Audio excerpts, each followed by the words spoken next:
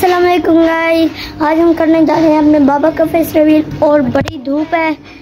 अभी अंदर चलते हैं, फिर शाम शाम है। अभी अंदर चलते हैं, फिर शाम है।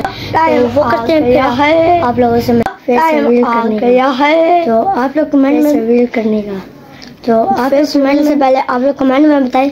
फेस रिवील से पहले आप लोग कमेंट में बताएं और सब्सक्राइब भी ठोक, कमेंट में क्वेश्चन आंसर करें और सब्सक्राइब भी ठोक दें।